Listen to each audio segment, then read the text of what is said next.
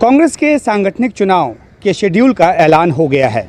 Congress working committee की बैठक में इस बात की चर्चा हुई और उसके बाद संगठन महासचिव के.सी. वेणुगोपाल ने प्रेस कॉन्फ्रेंस में इस बात की विस्तृत जानकारी दी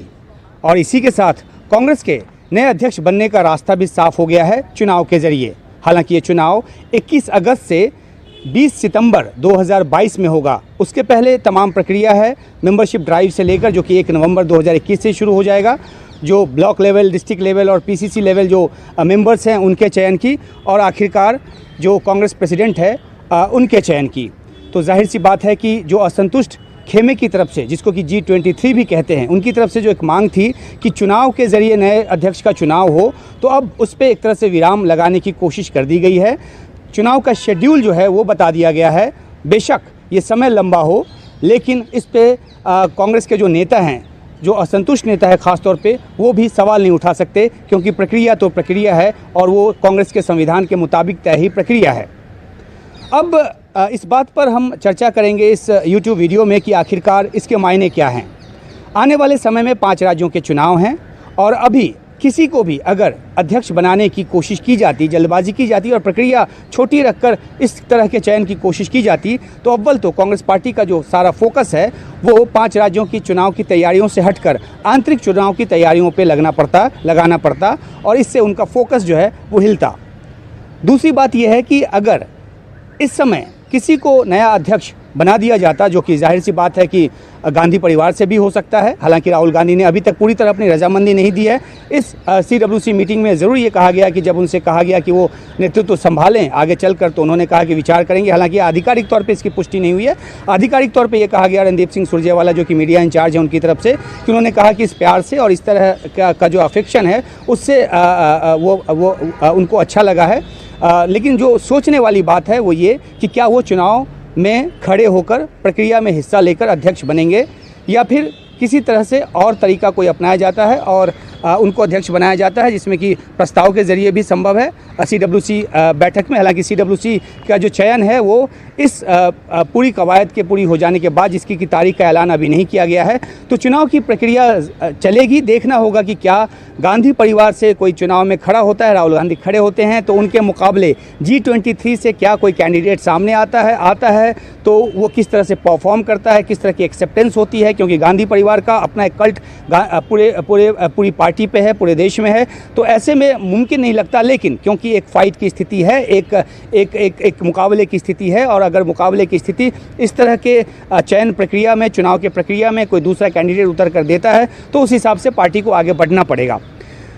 एक बात यह भी है कि 5 राज्यों के चुनाव में कांग्रेस का जो भी हो, चाहे वो कामयाब हो, कुछ राज्यों में कामयाब हो, आंशिक तौर पे कामयाब हो, पूरी तरह से कामयाब हो, लेकिन अगर कामयाबी का जो दायरा है वो बहुत छोटा रहता है या नाकामयाबी रहती है, तो अभी अगर कोई अध्यक्ष बनता तो ठीक रहा, उसके सिर पर ही जाता। तो इस प्रक्रिया के चलते, क्योंकि ये बहुत लंबी प्रक्रिया है, उस बात से भी पार पा लिया गया है। चुनाव की प्रक्रिया चलती रहेगी सांगठनिक चुनाव की, और साथ के साथ 5 राज्यों के चुनाव के नतीजे भी आ जाएंगे, और आगे चलकर अक्टूबर के पहले, यानी कि सितंबर के अंत में, अक्टूबर के पहले जो भी नया अध्यक्ष बनेगा उसे इन 5 राज्यों की जवाबदेही, जो भी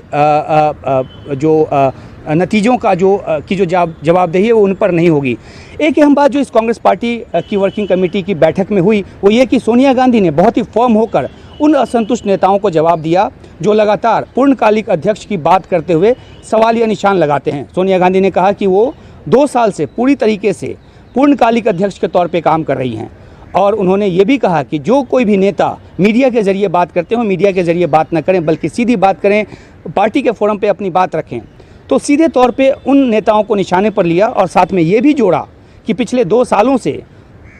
ख़ास तौर पे जो पार्टी के युवा साथी हैं वो अलग अलग मुद्दों को लेकर जनता के बीच जा रहे हैं, जनता की लड़ाई लड़ रहे हैं। तो ये एक बड़ा मैसेज है उन नेताओं के लिए जिनके बारे में कांग्रेस पार्टी के ही कुछ नेताओं की तरफ से कहा जाता है कि वो ड्राइंग रूम में बैठकर पॉलिटिक्स करते हैं, बयानों के ज़रिए पॉलिटिक्स करते हैं, सूत्रों के ज़रिए कुछ खबरों को बताकर पॉलिटिक्स करते हैं, या फिर प्रेस कॉन्फ्रेंस के ज़रिए पॉलिटिक्स करते हैं। तो अब इस तरह के शेड्यूल के सामने आ जाने के बाद और सोनिया गांधी के इस रूप को देखे जाने के बाद ये कहा जा रहा है कि शायद अब असंतुष्ट नेताओं को इस तरीके से अपनी बात को उठाने का, अपनी आवाज़ ऊंची करने का मौका शायद ना मिले। हालांकि आगे आने वाले समय में किसी और तरीके से, किसी और मुद्दे पर हो सकता है कि अपने सुर को वो ऊंचा उठाएं, लेकिन फौरी तौर पे ये माना जा रहा है कि अब उनकी तरफ से इस तरह की कोशिश नहीं होनी चाहिए, क्योंकि चुनाव की जो प्रक्रिया है उसकी नवंबर में शुरुआत हो रही है और सितंबर 2022 के अंत तक नया अध्यक्ष मिल जाएगा।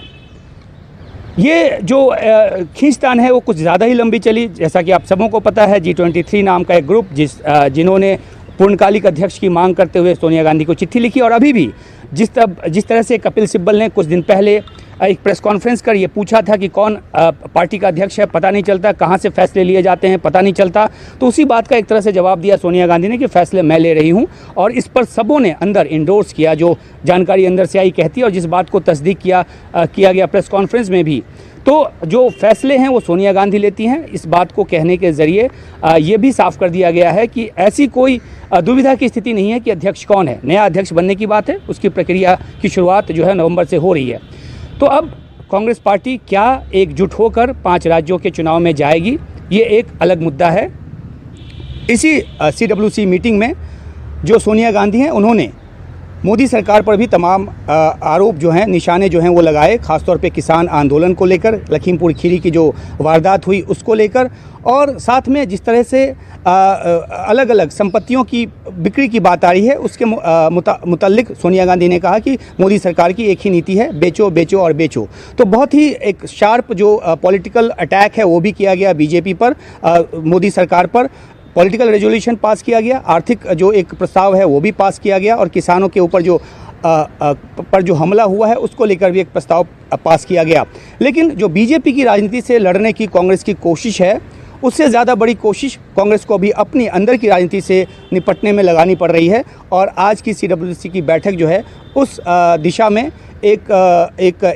कड़ी है, एक कदम है। और आज जिस तरीके से असंतुष्ट नेताओं को जवाब देने की कोशिश की गई है, उससे अब लगता है कि कांग्रेस पार्टी और गांधी परिवार ख़ास तौर पर उन्होंने एक फर्म होकर एक अपना सीट अख्तियार कर लिया है, और उनको लगता है कि अब बहुत ज़्यादा जो उनके साथ बयानों में जो एक नरमी बरतने की बात है, उस तरीके से उनसे नहीं निपटा जा सकता, और इसलिए इतना फर्म रूप जो सोनिया गांधी का है आज के उनके संबोधन में वो देखने को मिला है। तो अब आने वाले समय में चुनाव की प्रक्रिया शुरू हो रही है, और कांग्रेस के लिए इंतज़ार हालांकि अभी भी लंबा है। ये भी कहा गया कि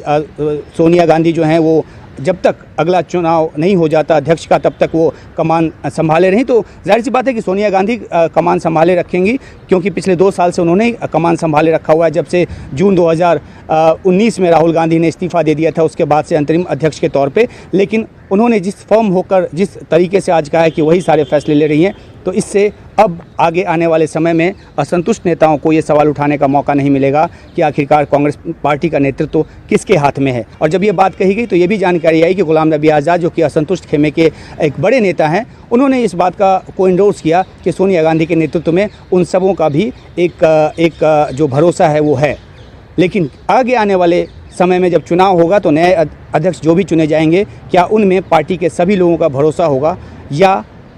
उस पर कोई एक सवालिया निशान, ये तो बहुत भविष्य की बात है। अभी कांग्रेस पार्टी अपने संगठनात्मक चुनाव में आगे बढ़ रही है। शुक्रिया।